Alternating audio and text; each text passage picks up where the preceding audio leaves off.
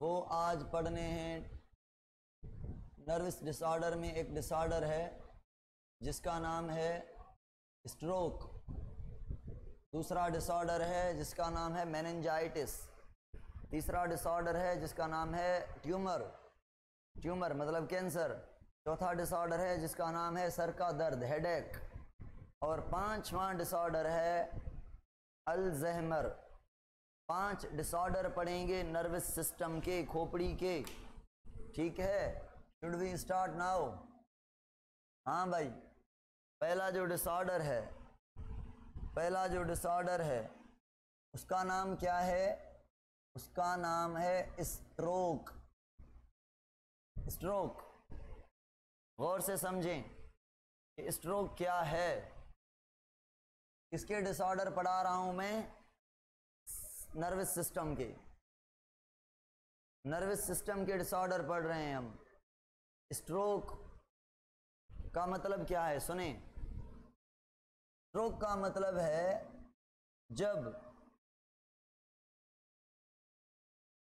Blood की supply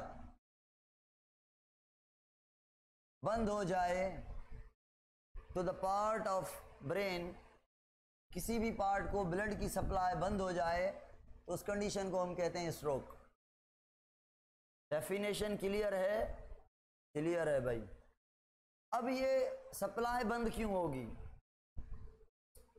कैसे होगी, क्या रीजंस हैं, फिर क्या होगा, इलाज क्या है इसका, ये पढ़ना है बस। तो देखें, मैं ये लाल कलर की ब्लड वेसल बना रहा हूं। ये एक पार्ट के पास, ए पार्ट के पास ब्लड लेके जा रही है। ठीक है, अगर मैं कहूं कोलेस्ट्रॉल की अबंडेंस की वजह से ये ब्लड वेसल में कोलेस्ट्रॉल, कैल्शियम, मैग्नीशियम, मुख्तलिफ आयन से ये ऐसे कोई स्ट्रक्चर जम गई है, आयंस और कोलेस्ट्रॉल लिपिड जम गई है। तो भाई ये जो जम गई है ब्लड के वॉल पर, ये जो जम गई है लिपिड और आयंस ब्लड वेसल की वॉल पर, मुझे बताएं इस जमी हुई स्ट्रक्चर को क्या कहेंगे? हाँ भाई, इस जमी हुई स्ट्रक्चर को क्या कहेंगे? इसको कहेंगे, इस वाइट पोर्शन जो ये जो बना हुआ है ये वाला, इसको कहेंगे क्लॉट। ये ब्लड में हुआ है क्लॉट। सुने, अगर ये क्लॉट खड़ा हुआ है, फिक्स है, तो इस फिक्स क्लॉट को हम कहते हैं थ्रम्बस। थ्रम्बस क्या है? जो स्टॉप हुआ क्लॉट है उसको कहते हैं थ्रम्बस। और अगर अब मुझे बताएं, क्या मैं कंडीशंस पढ़ा रहा हूं, फिर मैं स्ट्रोक पे आता हूं। अगर मैं कहूं ये अगर क्लॉट बढ़ता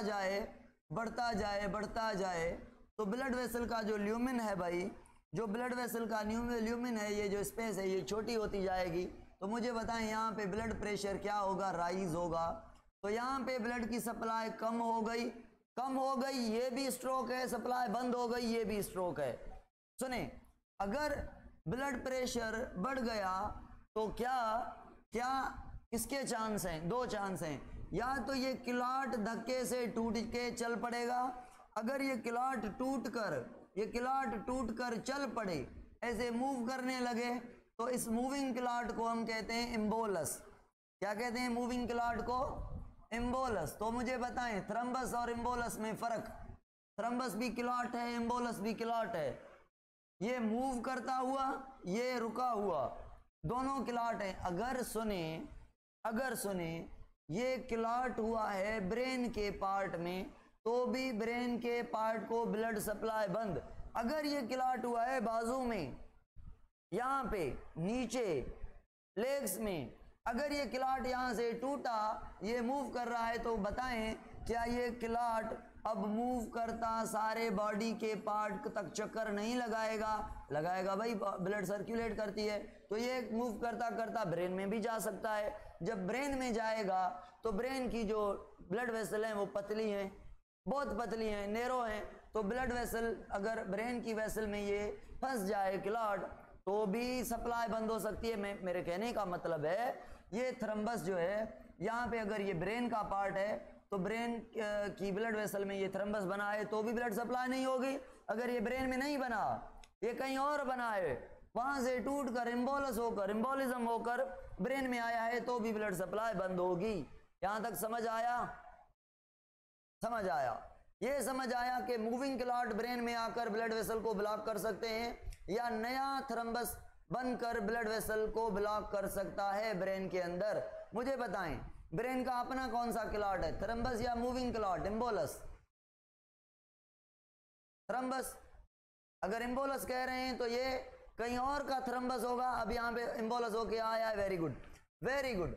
अच्छा, अब ये चांस भी है कि नहीं, मुझे बताएं, ये चांस भी है कि नहीं कि ब्लड प्रेशर जब बढ़ जाए, जब ब्लड प्रेशर बढ़ जाए तो यहाँ से ब्लड वेसल टूट जाए, ब्लड वेसल टूट जाए और ब्लड जो है आपकी लीक हो जाए बाहर, ब्लड लीक हो जाए ब्लड वेसल के बाहर। ये भी चांस है। क्लॉट होने की वजह से या तो क्लॉट टूट जाएगा या तो ब्लड वेसल फट जाएगी। अगर ब्लड वेसल फट जाएगी तो ब्लड निकलेगी बाहर। अगर ब्लड बाहर निकलेगी तो उसे क्या कहेंगे? उसे कहेंगे हेमरेज। उसे कहेंगे हेमरेज। हेमरेज का क्या मतलब है? ब्लीडिंग सुना है ना, यहां से कट लगाऊं तो ब्लीडिंग होगी, एक्सटर्नल ब्लीडिंग है। अगर ब्लड वेसल के अंदर से ब्लड बाहर निकले मगर बॉडी के बाहर ना आए, बॉडी के अंदर ब्लीड करे तो उसे इंटरनल ब्लीडिंग को हम कहते हैं haemorrhage. Sir thrombus blood supply को ब्लॉक कर देगा, बिल्कुल ब्लड वेसल ब्लड के सप्लाई को ब्लॉक कर देगा, पार्शली या completely. Internal bleeding is called haemorrhage. Haemorrhage नहीं भाई, हेमरेज। हेमरेज, ये एच लिखी है मैंने, हेमरेज, RHAGE, हेमरेज। ठीक है, हेमरेज मतलब इंटरनल ब्लीडिंग। अगर ये ब्रेन में हेमरेज है तो ब्रेन हेमरेज, किडनी में तो किडनी हेमरेज। अगर मुझे बताएं ब्रेन हेमरेज हो गई, ब्रेन के अंदर ब्लड जम गई तो क्या तो भी सप्लाई होगी उस पार्ट को? नहीं, तो भी नहीं होगी। तो इन तरीकों से स्ट्रोक होता है, ब्लड की सप्लाई खत्म होती है। अब सुने भाई, मेरी बात सुने, स्ट्रोक में क्या क्या करना चाहिए और क्यों स्ट्रोक होगा? आप कहेंगे सर स्ट्रोक उससे होगा, किसको होगा भाई स्ट्रोक? आप कहेंगे सर जो ड्रग्स यूज करता है ना उसको स्ट्रोक हो सकता है। क्यों? क्योंकि ड्रग्स क्लॉट बनने में हेल्प करते हैं।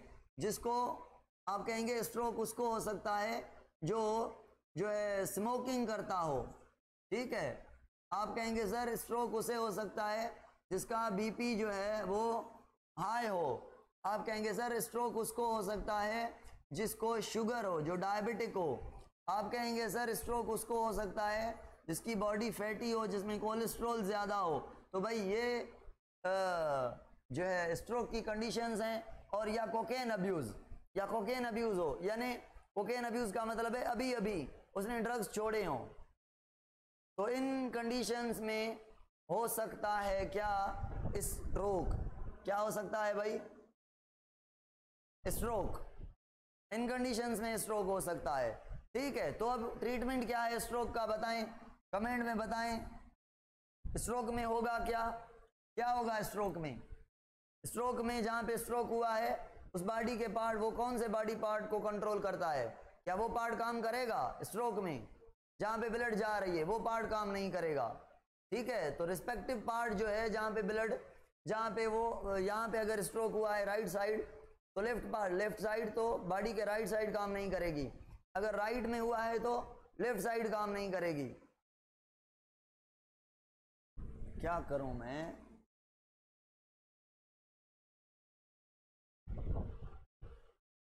अभी है ब्लर है, ब्लैक मार्कर ब्लर है, ब्लैक रेड होती है, ब्लैक का बताएं,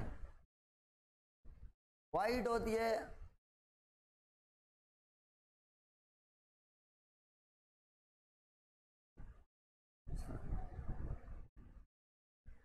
कंप्यूटर ऑपरेटर नहीं आया, उसने छुट्टी की है, कुछ सेटिंग्स करनी पड़ी तो सिस्टम जो है इधर उधर हो गया है। चलो मैं देखता हूँ, कुछ कमली में दो ना, काम चल जाएगा तो चलाएं भाई। फिर मैं अपने क्लास के बाद आपको इंग्लिश के पीरियड में सेट करके दूंगा। अभी आपका इंग्लिश होगा मेरे क्लास के बाद, सुने, टाइम बचाएं, मेरा टाइम पहले ही बहुत ज़ाया हो गया है। अगर काम चल रहा है तो चला लें, ठीक है ना, कल वो आएगा मैम चल जाएगा। सुने भाई, मैं पता नहीं कहाँ था, हाँ वो पार्ट पैरालाइज होगा। तो भाई ट्रीटमेंट क्या है, आप कहेंगे सर एक ट्रीटमेंट है भाई, कौन सा, एंटी कोआगुलेंट ले लें, एंटी कोआगुलेंट ले लें। एंटी कोआगुलेंट ऐसे केमिकल्स होते हैं जो जमने को रोकते हैं, ब्लड को जमने नहीं देते, यानी आप कहेंगे सर ये थ्रम्बस को तोड़ देंगे, थ्रम्बस को तोड़ देंगे, चलो सही है। और दूसरा treatment sir inhibiting factor, aggregation inhibiting factor, aggregating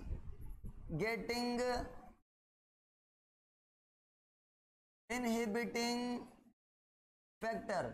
हाँ भाई, कौन एग्रीगेट करता है, कौन इकट्ठे होकर ब्लड क्लॉट करता है, आप कहेंगे सर प्लेटिलेट्स। तो प्लेटिलेट्स के एग्रीगेटिंग इनहिबिटिंग फैक्टर, यानी ऐसे फैक्टर जो प्लेटिलेट्स को इकट्ठे ना होने देंगे। प्लेटिलेट तो ब्लड को क्लॉट करवाते हैं, और फाइब्रिनोजन और प्लेटिलेट्स को इकट्ठे नहीं होने देंगे, उन केमिकल का नाम है प्लेटिलेट एग्रीगेटिंग इनहिबिटिंग फैक्टर। तो क्या ये ट्रीटमेंट सही है या नहीं? हाँ भाई, क्लॉट नहीं बनेगा। अब देखिए यहाँ पे क्लॉट बना है, अगर थोड़ा क्लॉट बना है, प्लेटिलेट्स आ जाएं, बचा खुचा जो था वो भी बंद हो जाएगा ना। तो प्लेटिलेट्स को इकट्ठे होने से रोकने वाला कोई केमिकल चाहिए। क्या होता है भाई, प्लेटिलेट्स को जो इकट्ठे नहीं होने देता उसका नाम है एस्पिरिन। एस्पिरिन नाम का एक केमिकल है जो कि जमने नहीं देता। ये ट्रीटमेंट है। और मुझे बताएं कमेंट में, क्या ये स्ट्रेस से भी हो सकता है, इमरजेंसी से हो सकता है? हाँ हो सकता है। तो भाई तीसरा ट्रीटमेंट ये नहीं होगा कि इसको खुश रखा जाए, हैप्पी रखा जाए। हाँ, खुशी देनी चाहिए, स्ट्रेस नहीं देनी चाहिए, इसके ऊपर दबाव नहीं देना चाहिए इस पेशेंट के ऊपर जिसको स्ट्रोक हो रहा है, और इसकी नर्सिंग केयर करनी चाहिए। यानी नर्सिंग केयर का मतलब है एक आदमी इसके ऊपर खड़ा रहे, इसको चेक करे कि बीपी शूट तो नहीं हो रहा, इधर उधर इसकी बिल्कुल मेंटेनेंस होनी चाहिए। ये था सेकंड केमिकल। रिपीट करें सर? यस सर, रिपीट करता हूं। पहला था एंटीकोआगुलेंट, दूसरा था एग्रीगेटिंग इनहिबिटिंग फैक्टर या प्लेटिलेट एग्रीगेटिंग। एग्रीगेट मतलब इकट्ठे होना, इनहिबिट मतलब रोकना, और फैक्टर मतलब असर करने वाला। प्लेटिलेट को इनहिबिट करना कि इकट्ठे ना हो, ऐसा केमिकल जो प्लेटिलेट्स को जमने ना दें, इकट्ठे ना होने दे, इकट्ठे होने को इनहिबिट करे। यानी प्लेटिलेट्स को कहे परे परे घूमे भाई, दूर दूर घूमो, ठीक है। ऐसे केमिकल को कहते हैं platelet aggregating inhibiting factor. Okay, चलें आगे चलें। First anti coagulant. कोआगुलेंट का मतलब है जम, छोटे छोटे चीज जो मिलकर एक बड़ा दाना बना लें। कोआगुलेंट जैसे आरबीसी आपके जम जाते हैं, ये कोआगुलेशन है। जैसे क्लॉट आपका कोआगुलेशन से बना है, चीजें मिलकर उन्होंने बड़ी चीज बनाई है, ये कोआगुलेशन है। उसको पिघलने वाला एंटी कोआगुलेंट। तो एंटी कोआगुलेंट क्या करेगा, ये जो क्लॉट बना है उसको तोड़ेगा। डिस्प्रिन टैबलेट खाई है कभी? डिस्प्रिन या पेन, डिस्प्रिन के अंदर ये एस्पिरिन केमिकल होता है। चलो आगे चलते हैं भाई। एक मिनट, ये स्ट्रोक लिखा हुआ है, थोड़ा मैं देख लूं स्ट्रोक को। क्या पढ़ा भाई स्ट्रोक के बारे में? हमने पढ़ा कि ये होता है सेरिब्रल आर्टरीज से होता है। रिस्क फैक्टर इसका क्या होता है? हाइपरटेंशन हाँ, सिगरेट स्मोकिंग हाँ, डायबिटीज हाँ। डायबिटीज क्यों भाई? डायबिटीज आप कहेंगे सर शुगर होगी, शुगर जब बढ़ेगी सॉल्यूट बढ़ गया, पानी आएगा, ब्लड प्रेशर बढ़ेगा, स्ट्रोक। हाँ, अल्कोहल इनटेक, हाँ भाई ये मैंने नहीं बताया। थ्रम्बस या एम्बोलस, ब्लड के कोई डिसऑर्डर हो, ठीक है। कोकेन अब्यूज मतलब सडन किसी नशे को छोड़ना, कोकेन अब्यूज। सिम्टम क्या होंगे भाई? Sudden loss of function of one region of brain, सही है कहा मैंने। वीकनेस हो जाएगी, हैवीनेस फील करेंगे लेग में, आर्म में। ये दो चीजें सुने, मैंने नहीं बताई। जिसको स्ट्रोक होगा हैवीनेस फील करेगा आर्म में या लेग में, ठीक है, या फेस में। आप कहेंगे सर ये तो डिपेंड करता है ना, स्ट्रोक कहाँ पे हुआ है। अगर आर्म्स वाली मसल न्यूरॉन पर हुआ है तो आर्म्स हैवी फील करेंगे आप, नम्बनेस फील करेंगे। नम्बनेस मतलब सुन्न हो जाना, जैसे पैर को, आर्म को, बाजुओं को नींद आ जाती है, ऐसे ऐसे करके ऐसा फील होता है, हैवीनेस फील होता है इन पार्ट्स में, ठीक है। और पैरालाइसिस होगी, side opposite to the cerebral infection, सही पढ़ाया है मैंने ये। Tissue that dying because of blood supply, हाँ टिश्यू मरेंगे, जिनको ब्लड सप्लाई नहीं होगी वो मरेंगे, परमानेंटली काम छोड़ देंगे, ठीक है। एफेसिया, एफेसिया का मतलब है, एफेसिया का मतलब वो काम जो आपको करना है वो नहीं कर पाएंगे, आप एक्सप्रेस नहीं कर पाएंगे। Inability to express thoughts through words, ठीक है। मे बी प्रेजेंट, ये भी हो सकता है। एफेसिया का मतलब क्या हुआ, आप वर्ड्स को एक्सप्रेस नहीं कर सकेंगे, ठीक है। ट्रीटमेंट में क्या ट्रीटमेंट है, अटैक स्ट्रोक से बचने के लिए एंटीकोआगुलेंट देंगे, प्लेटिलेट सेग्रीगेटिंग इनहिबिटिंग फैक्टर देंगे, और उसके बाद ब्लड प्रेशर की मैनेजमेंट करेंगे, नर्सिंग केयर करेंगे, ठीक है भाई। ये हो गया आपका। अब दूसरा, अब जो दूसरा डिसऑर्डर है वो है हमारा कौन सा, वो है हमारा मेनिंजाइटिस। क्या है, मेनिंजाइटिस है। उसके बाद ट्यूमर है, ठीक है, ट्यूमर है, मेनिंजाइटिस है, तो हेडेक है। तो मैं आपको पढ़ाता हूं, अभी मेनिंजाइटिस पढ़ाता हूं, ठीक है। मेनिंजाइटिस पे चलते हैं, सुने। अच्छा मुझे बताएं, स्ट्रोक ब्रेन का वेस्कुलर डिसऑर्डर था या स्ट्रक्चरल डिसऑर्डर था?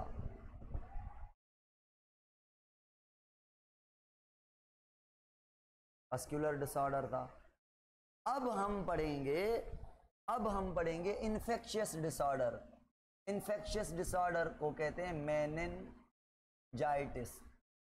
मेनिंजाइटिस का मतलब है, क्या मतलब है, स्वेल हो जाना, स्वेलिंग हो जाना। किसमें, मेनिंजिस लेयर में। मुझे बताएं मेनिंजिस किन दो पार्ट्स के ऊपर है? आप कहेंगे सर ब्रेन के ऊपर है और स्पाइनल कॉर्ड के ऊपर है। तो स्पाइनल कॉर्ड के ऊपर जो मेनिंजिस है वो फूल जाएगी या ब्रेन के ऊपर जो है वो फूल जाएगी? तो मुझे बताएं भाई, ये येलो कलर का ब्रेन है, ये येलो कलर का ब्रेन है, और येलो कलर का ये स्पाइनल कॉर्ड है, और ब्लैक कलर की ऊपर से क्या है, ये मेनिंजिस लेयर है ब्लैक कलर की। अगर मेनिंजिस में इन्फेक्शन होगा, मेनिंजिस मोटी होगी, तो मुझे बताएं इफेक्ट किस पर होगा, किस पर इफेक्ट होगा, मुझे बताएं। ब्रेन पर और स्पाइनल कॉर्ड पर होगा या नहीं? ब्रेन और स्पाइनल कॉर्ड के न्यूरॉन सप्रेस होंगे या नहीं होंगे? ना होंगे। बलून में आप ब्रेन को रखें और ऊपर से धक्का दें तो बलून अंदर जाएगा, तो किसको प्रेस करेगा? अंदर ब्रेन होगा तो उसको। तो मेनिंजिस जो लेयर है वो जब अपनी साइज मोटी करती जाएगी, मैं अंदर से स्वेलिंग कर रहा हूं, बाहर क्यों नहीं भाई, स्वेलिंग बाहर क्यों नहीं? आप कहेंगे सर पागल थोड़ी हैं हम, बाहर तो स्केलेटल सिस्टम है, हड्डियां हैं, हड्डियों की तरफ मेनिंजिस कहाँ भागेगी? अब भाई ब्रेन के ऊपर क्या है, कौन से बोन है? क्रेनियल बोन, और वर्टिब्रल कॉलम है स्पाइनल कॉर्ड के ऊपर। तो जो स्वेलिंग होगी वो कहाँ पे होगी? अंदर पे होगी। तो नुकसान किसको पहुंचेगा मेनिंजाइटिस से? बोन को या ब्रेन को? बोन को या स्पाइनल कॉर्ड को? ब्रेन और स्पाइनल कॉर्ड को। सुने भाई, सुने गौर से सुने। जो मेनिंजाइटिस है वो स्वेलिंग है किसकी? ब्रेन की, और मेनिंजाइटिस की स्वेलिंग है स्पाइनल कॉर्ड के साथ या ब्रेन के साथ। ये इन्फेक्शियस है, यानी इन्फेक्शियस का मतलब है यानी ये पैथोजन से हुई है, या तो बैक्टीरिया ने इन्फेक्शन किया है या तो वायरल इन्फेक्शन है। भाई जब भी कोई पैथोजन आपके बॉडी में आता है ना, और वो कहीं सेल्स को खाने लगता है तो स्वेलिंग होती है। जब आपको कट लगता है तो स्वेलिंग होती है, जब आपको कोई चोट लगती है तो स्वेलिंग होती है। तो स्वेलिंग आपने फर्स्ट ईयर में पढ़ी हुई है कि फर्स्ट लाइन ऑफ डिफेंस नहीं, सेकंड लाइन ऑफ डिफेंस है, बचाव है स्वेलिंग। डिटेल में पढ़ाऊंगा कि कैसे। अब सुनिए, अगर बैक्टीरियल इन्फेक्शन की वजह से स्वेलिंग हुई है यानी मेनिंजाइटिस, स्वेलिंग का मतलब मैं ले रहा हूं मेनिंजाइटिस, तो मुझे बताएं इसका ट्रीटमेंट है या नहीं? हाँ है। क्या है भाई? Antibiotic. Antibiotic, antibiotic is the best treatment of bacterial meningitis. और उसके बाद स्टीरॉइड लिपिड। आप कहेंगे सर स्टीरॉइड लिपिड क्यों, स्टीरॉइड लिपिड कैसे ट्रीटमेंट है? हाँ भाई है, पता है स्टीरॉइड लिपिड जो इन्फ्लामेशन है, इन्फ्लामेशन मतलब स्वेलिंग, उसको कम करती है। तो बैक्टीरियल इन्फेक्शन है तो एंटीबायोटिक देंगे तो बैक्टीरिया मर जाएगी, मरने के बाद स्वेलिंग को खत्म करने के लिए स्टीरॉइड देंगे, मेनिंजाइटिस खत्म। अगर वायरल मेनिंजाइटिस है तो भाई सुने, बताएं मुझे, कमेंट में लिखें, मुझे कमेंट में लिख के बताएं इसके कोई एंटीबायोटिक होते हैं? नहीं, नहीं।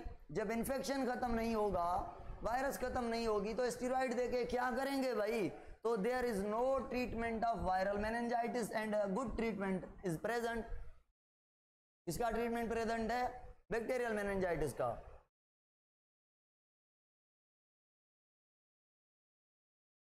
अब बुक वाला क्या कहेगा?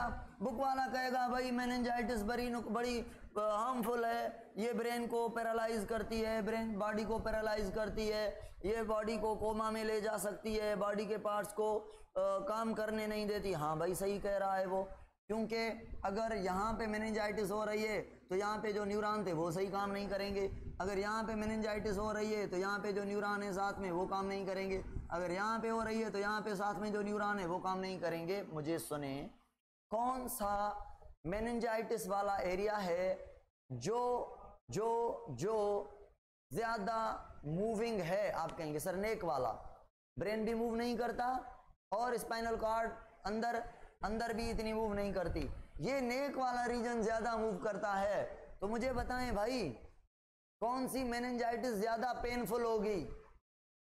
नेक वाली। कौन सी मेनिंजाइटिस में स्टिफनेस ज्यादा फील होगी? स्टिफनेस यानी आप इधर उधर नहीं कर सकेंगे। आपने देखा नहीं, जब आपको कोई मच्छर डंग मारता है, मच्छर को छोड़ दें, कोई इंसेक्ट जो है डंग मारता है, मक्खी जो शहद की मक्खी डंग मारती है, कैसे स्वेलिंग हो जाती है, और स्वेलिंग हो जाती है वो हार्ड हो जाती है, स्टिफनेस फील होती है क्या नहीं होती? होती है। तो मेनिंजाइटिस भी तो स्वेलिंग है ना भाई, उसमें भी तो स्टिफनेस महसूस होगी। तो स्टिफनेस फील होगी कहाँ पे? नेक पर ज्यादा में ज्यादा, और मूवमेंट कम हो जाएगी नेक की, और पेन होगा नेक पर। बाकी क्या क्या होगा मैं डिटेल में आपको बताता हूँ। और नेक्स्ट टॉपिक पर चलते हैं हम, जिसका नाम है ट्यूमर। जिसका नाम क्या है? ट्यूमर। तो ट्यूमर को मैं बताता हूँ कि ट्यूमर क्या है। बहुत सिंपल है ट्यूमर। अगर मैं यहाँ पे लिखा हुआ है आपको समझाऊँ ट्यूमर के बारे में तो भी सही है, मगर सुने, लिखा हुआ मज़ा नहीं देता, वायरल का ट्रीटमेंट नहीं। ट्यूमर क्या है? आप कहेंगे सर ट्यूमर कहते हैं हम अगर ब्रेन के अंदर सेल ग्रोथ करें, ग्रोथ करके मास बनाएं। अरे ब्रेन के अंदर सेल ग्रो करते हैं क्या? बताएं तो। न्यूरॉन ग्रो करते हैं क्या? डिवाइड होते हैं क्या? नहीं भाई। तो कौन ब्रेन के अंदर ट्यूमर करेगा? आप कहेंगे सर करते हैं ना न्यूरोग्लियल सेल। न्यूरोग्लियल सेल ये कनेक्टिव टिश्यू हैं ब्रेन के अंदर, ये डिवाइड कर सकते हैं। अगर ये डिवाइड करें, न्यूरॉन नहीं करेंगे, ये न्यूरोग्लियल सेल डिवाइड करें और डिवाइड करते जाएं, रुके ना डिवीजन। एबनॉर्मली डिवाइड करें तो उसकी ग्रोथ करने से, इनके ग्रो करने से, इनके ग्रोथ कर, कौन सी ग्रोथ? एबनॉर्मल ग्रोथ करने से जो मास बनेगा उस मास को हम कहते हैं ट्यूमर। यानी ट्यूमर का मतलब है कैंसर, ब्रेन की कैंसर। भाई सुने, कैंसर है क्या? सुने, आप मुझे ये बताएं ग्रोथ करने के लिए क्या जीन का काम है या नहीं? आप कहेंगे सर दो जीन की अगर बात करें, बाकी तो बहुत सारे जीन हैं, दो जीन की अगर बात करें, एक जीन है ग्रोथ को स्टार्ट करने वाला। क्या जीन तो डीएनए है ना? हाँ, आप कहेंगे सर डीएनए बनाएगा प्रोटीन, वो प्रोटीन हार्मोन होगा या कोई स्टिमुलेटर होगा जो ग्रोथ को स्टार्ट कराएगा। ठीक है भाई। या एंजाइम होगा वो ग्रोथ को स्टार्ट कराएगा। और जब ग्रोथ, मुझे कट लग जाए, यहाँ से स्किन कट गई, ये ग्रो करे या ना करे, या कटा हुआ रहे? करे भाई, हीलिंग करनी है तो ग्रोथ होनी चाहिए। ग्रोथ स्टार्ट हो गई यानी इस जीन ने काम किया। जब हीलिंग हो गई मुझे बताएं इस ग्रोथ को स्टॉप होना चाहिए या नहीं? होना चाहिए। अगर ये जीन एक प्रोटीन बनाए जो ग्रोथ को स्टॉप करे तो ग्रोथ स्टॉप कर जाएगी, तो ज़्यादा खामखा ग्रोथ नहीं होगी। अगर ये जीन एबनॉर्मल हो जाए, काम सही ना करे, तो स्टॉप करने वाली प्रोटीन बनेगी नहीं, तो ग्रोथ स्टॉप होगी नहीं, तो क्या होगी? कंटिन्यू ग्रोथ होगी। खामखा ग्रोथ कहते हैं, एबनॉर्मल ग्रोथ कहते हैं कैंसर को। समझ आई बात? इट मीन्स जो कैंसर है वो जेनेटिकल भी है, वो जेनेटिकल है, ये फैमिलीज में ट्रांसफ़र होती है। हमारे यहाँ एक केस हुआ है अभी, एक बंदे को नहीं कहूँ, छोटा आदमी है, उसको कैंसर हुई है, फिर उसकी बहन में ज़ाहिर हुई है, मतलब उसके फैमिली में बहुत सारे जो उसके फैमिली मेम्बर्स हैं उनमें ज़ाहिर हुई है। ये फैमिली ख़ानदानी डिजीज़ है, ये जेनेटिकल डिजीज़ है। अल्लाह बचाए कैंसर से। Sir gene start and stop वाला रिपीट करें भाई। सुने, कैंसर कहते हैं किसको हैं? एबनॉर्मल ग्रोथ को। मैं एग्जांपल देता हूँ, बिना ब्रेक गाड़ी हो आपके पास, जिसमें ब्रेक ना हो, वो क्या करेगी? नुकसान करेगी, ब्रेक फेल हो जिसमें। तो सेल आपकी स्टार्ट करता है ग्रोथ, सेल ग्रोथ स्टार्ट करता है, ग्रोथ को स्टार्ट करवाने वाला भी जीन होता है। जो एक प्रोटीन बनाता है वो प्रोटीन ग्रोथ को स्टार्ट करवाती है। अगर ये जीन एबनॉर्मल हो तो ग्रोथ स्टार्ट ही नहीं होगी, हीलिंग ही नहीं होगी। ये जीन अगर नॉर्मल होगा तो ग्रोथ स्टार्ट होगी, हीलिंग होगी। और जब ये जीन दूसरा है वो क्या करता है? ग्रोथ को स्टॉप करवाता है। कैसे? ये जीन एक प्रोटीन बनाता है और प्रोटीन ग्रोथ को स्टॉप करवाती है। वो प्रोटीन में भी एंजाइम में भी हार्मोन कोई सिग्नल है। तो अगर ग्रोथ को स्टॉप करवाने वाला जीन एबनॉर्मल हो तो ग्रोथ स्टॉप नहीं हो पाएगी, कंटिन्यू सेल ग्रो करते रहेंगे और उन सेल्स को हम कैंसरस सेल कहेंगे। क्या कहेंगे? कैंसरस सेल कहेंगे। और उनसे जो मास बन जाएगा उसको हम कहेंगे ट्यूमर। सुने, ट्यूमर जो सेल होते हैं कैंसरस सेल, वो करते हैं हेमाइटोसिस, डिवीजन होती है हेमाइटोसिस, और बड़ी तेज डिवीजन होती है, रैपिड। पता है कैंसर वाला बंदा वीक क्यों हो जाता है? इसीलिए कि जो ट्यूमर मास बनता है सेल्स का, जो ग्रो करके जो मास बनता है बड़ा, बॉडी क्या करती है? इस कैंसरस मास को, इन सेल्स को सारी ब्लड सप्लाई इनको करती है, इनको ज़्यादा सप्लाई करती है। क्यों? क्योंकि भाई काम हो रहा है, वैसे तो नुकसान हो रहा है, मगर बॉडी को नहीं पता चलता, कि ये ग्रोथ खामखा हो रही है। बॉडी कहती है ग्रोथ हो रही है ना, फूड दो, तो सारा बॉडी का फूड इधर कंज्यूम होता है। इसीलिए आपके जो बहुत इंपॉर्टेंट एरियाज नहीं है ना कैंसर बॉडी के, उनको ब्लड नहीं मिलती। जैसा स्किन को नहीं मिलती, हेयर को नहीं मिलती, ठीक है, नेल्स को नहीं मिलती। तो आपके कैंसर वाले पेशेंट की स्किन उखड़ती है, नेल्स उखड़ते हैं, हेयर लॉस होते हैं, ठीक है, गंजा हो जाता है। फिर जब कैंसर बढ़ती जाती है तो बाकी जो फंक्शंस हैं वो भी स्लो होते जाते हैं। क्यों? क्योंकि सारा फूड यहाँ पे जा रहा है भाई, सारी ब्लड यहाँ पे जा रही है। और बात पता है, और मैं कैंसर तो नहीं पढ़ा रहा मैं डिटेल में, मैं ट्यूमर की बात कर रहा हूँ, उससे मैं कैंसर में चला गया हूँ। थोड़ा कोशिश करता हूँ मैं रुकने की कि कैंसर को डिटेल में ना पढ़ाऊँ। हेयर लॉस का काज क्या है? मैंने अभी तो बताया कि हेयर लॉस इसीलिए होते हैं जो कैंसर का सेल का मास बना है, यानी जो ट्यूमर बना है, बॉडी उसको ब्लड की सप्लाई करती है ज़्यादा। तो कहाँ से बॉडी लेके आती है फूड? वही जो खाते हैं वो सारा यहाँ पे लगता है ट्यूमर पर। तो बॉडी के जो मेन सेल्स हैं भाई, जो बॉडी के बाकी अपने सेल्स हैं, उनको फूड की कमी होती है, स्पेशली उनको जो ज़्यादा इंपॉर्टेंट नहीं है। मुझे बताएं, ज़्यादा हार्ट इंपॉर्टेंट है या स्किन? किडनी इंपॉर्टेंट है या स्किन? लिवर इंपॉर्टेंट है या स्किन? तो हार्ट को, लिवर को, किडनी को ब्लड देगी, स्किन से कट ऑफ कर देगी बॉडी कहेगी स्किन वाली ब्लड पहले इस ग्रोइंग एरिया को दे दो, नेल वाली ग्रोइंग एरिया को दो, एयर वाली ग्रोइंग एरिया को दो, तो स्किन उखड़ जाती है। समझ आया? हेयर लॉस होते हैं, इतने इंपॉर्टेंट नहीं है, इसलिए फाइनली बंदा वीक हो जाता है, वेट लॉस हो जाता है, कुछ बनता नहीं उसमें, खाली ब्रेक डाउन होती है प्रोटीन वगैरह, आखिर में सूखा सा बंदा रह जाता है, फिर उसकी डेथ हो जाती है। There is no permanent treatment of cancer. हाँ, कैंसर के 2 स्टेज हैं। एक स्टेज को हम कहते हैं मैलिग्नेंट कैंसर, और दूसरी स्टेज को हम कहते हैं क्या? Benign tumour. एक स्टेज को हम कहते हैं बेनाइन, दूसरी को हम कहते हैं मैलिग्नेंट। सुने, ये दो स्टेजेस हैं।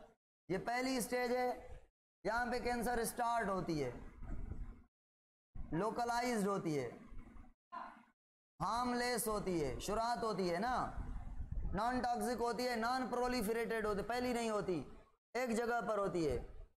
जब ये कैंसर फैलना शुरू होती है, पता है हमारे जो बॉडी के सेल्स हैं उनके बीच ना कनेक्शन होता है, सेल्स आपस में जुड़े होते हैं। इस जुड़े हुए को हम कहते हैं, इस फोर्स को कहते हैं कपलिंग फोर्स। कौन सा फोर्स? Coupling force. तो सेल हमारे एक दूसरे से जुदा नहीं होते due to the coupling force. मगर जब कैंसर होती है तो सेल एबनॉर्मली डिवाइड करते हैं, एमाइटोसिस करते हैं। एमाइटोसिस आपको पता है तगड़ी डिवीजन है, रैपिड डिवीजन है, तो सेल सही तरीके से डिवाइड नहीं हो पाता। 40 के 40 क्रोमोसोम सही तरीके से डिवाइड नहीं होते, तो काफ़ी एंटीजन एक सेल से 2 बनते हैं ना, फिर 2 से 4, तो कुछ क्रोमोसोम अगर 44 इधर आए तो 48 उधर गए, ऐसे इधर उधर हो जाता है क्रोमोसोम का नंबर। तो क्रोमोसोम के कम जाने से ज़्यादा जाने से सेल्स में चेंज होगी। उस चेंज के अकॉर्डिंग बॉडी के सेल एक दूसरे को पहचानेंगे, सही नहीं पहचानेंगे। वो होगा सेल्स को क्या होगा, कंफ्यूजन होगी कि यार ये तो हमारा सेल नहीं है, ये एंटीजन डबल है, ये कम है, ये नहीं है। तो जो कपलिंग फोर्स है सेल्स के बीच वो खत्म हो जाता है। जब कपलिंग फोर्स खत्म हो जाता है तो ये सेल्स टूट कर जरा जरा होकर, कैंसर का ट्यूमर जरा जरा होकर फैल जाता है बॉडी के सारे एरियाज में। यानी coupling force is most important hold together, जो सेल को होल्ड करता है टुगेदर। तो कपलिंग फोर्स खत्म हो जाता है हेमाटोसिस की वजह से, तो सेल सारी बॉडी में फैल जाते हैं। फैलने के प्रोसेस को कहते हैं मेटास्टेसिस। फैलने के प्रोसेस को कहते हैं मेटास्टेसिस, फैलना, कैंसर का फैलना, metastasis.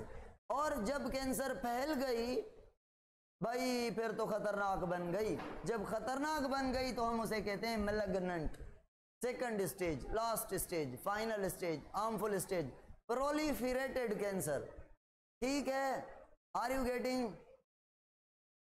What I want to say? हाँ भाई, अब बताएं मुझे, अगर WBC की कैंसर है या RBC की कैंसर है, कौन सी कैंसर होती है WBC और RBC के कैंसर में से? बताएं, right in the chat box. अरे अब कौन सी कैंसर होती है ब्लड की? कुछ कह रहे हैं RBC के पास न्यूक्लियस ही नहीं होता, कैसे डिवाइड करेगी भाई? RBC की कैंसर नहीं होती है, कैंसर होती है WBC की। तो WBC की कैंसर को हम कहते हैं ल्यूकीमिया, क्योंकि व्हाइट ब्लड सेल को ल्यूकीमा कहते हैं, ल्यूकोसाइट कहते हैं, ठीक है ना। तो ल्यूकीमा वो कैंसर है जो सबसे ज्यादा जल्दी फैल जाती है। क्यों? What is the reason behind that? क्यों ब्लड कैंसर जल्दी फैल जाती है? आप कहेंगे सर ये सेल आपस में जुड़े हुए थे, कैंसर होने के बाद टूटे फिर फैले। WBC तो होते ही जुदा हैं, इनमें तो कपलिंग फोर्स होता ही नहीं। ये एक WBC से 2 बने, 2 से 4, ये सारी बॉडी में घूमेंगे, मतलब जल्दी कैंसर फैल जाएगी। मतलब कौन सी कैंसर है जो बेनाइन ट्यूमर में कम रहती है, जो लोकलाइज नहीं होती? That is leukaemia. Okay, very good. अब मुझे बताएं, कैंसर का इलाज फिलहाल तो कोई परमानेंट ट्रीटमेंट नहीं। हाँ, एक ट्रीटमेंट है। अगर यहाँ पे कैंसर हो रही है, पहले दिन से, पहले वीक से, पहले मंथ से आपको पता चल गया कि यहाँ पे क्या है, कैंसर है, तो यहाँ से हाथ कटा लें भाई। ये ट्रीटमेंट है फाइनल, ये ट्रीटमेंट है। अगर इंटेस्टाइन में हो रही है तो इंटेस्टाइन का टुकड़ा कटा लें भाई, ये ट्रीटमेंट है। अगर आपने 5-6 माह लगा दिए, यहाँ पे कैंसर थी, आपने समझा ऐसा गदूद है, कोई ओवरग्रोथ हो रही है, कुछ भी नहीं है। पता है कैंसर में दर्द नहीं होता, इसीलिए सिंधी या उर्दू में कैंसर को कहते हैं नासूर। दर्द नहीं होता कैंसर में, दर्द नहीं होता बिल्कुल। कैंसर का नाम ही नासूर है, दर्द नहीं होता, नासूर। देयर इज नो सूर, देयर इज नो दर्द। हाँ, तो ट्रीटमेंट क्या है कैंसर का भाई? अगर ब्रेन में हो रही है तो रेडियोथेरेपी करें, रेडिएशन दें ब्रेन को, आप कहेंगे सर क्या कह रहे हैं, न्यूरॉन मर जाएंगे? नहीं भाई, नहीं करेंगे ब्रेन ट्यूमर को रेडियोथेरापी। केमोथेरापी है पॉसिबल, मगर अच्छा ट्रीटमेंट जो है वो सर्जिकल है। डॉक्टर के पास जाएं, खोपड़ी खुलवाएं, उसके बाद जो ट्यूमर बना है उस सारे ट्यूमर को निकलवाएं, फिर खोपड़ी को पैक करवाएं। ये ट्रीटमेंट कहलाता है सर्जिकल ट्रीटमेंट।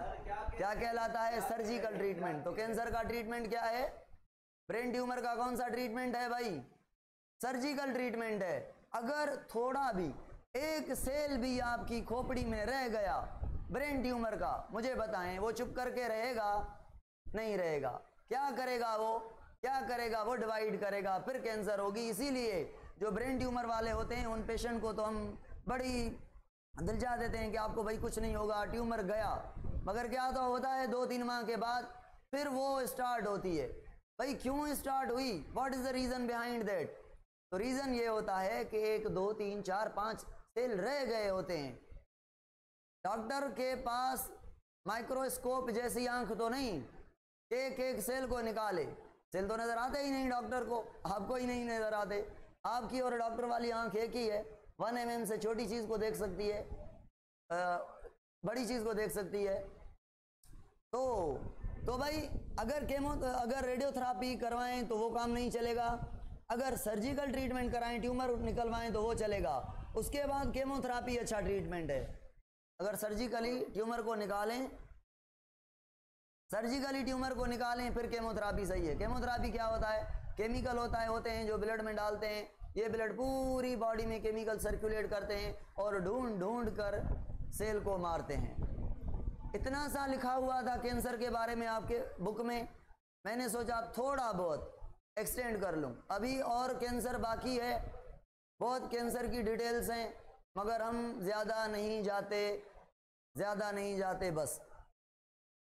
हाँ, कैंसर का ट्रीटमेंट नहीं है। उसके बाद हमारा टॉपिक था हेडेक, मगर मुझे एक और क्लास भी लेनी है। हेडेक और मेनिंजाइटिस को कल पढ़ेंगे।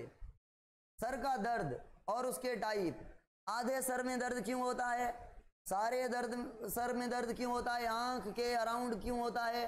और फोरहेड में होता है, पीछे नहीं होता। ये चीजें कल पढ़ेंगे। क्यों होता है सर का दर्द, कैसा होता है, कितनी ड्यूरेशन होती है, इसको कैसे कंट्रोल करेंगे, we will discuss later on इंशाल्लाह।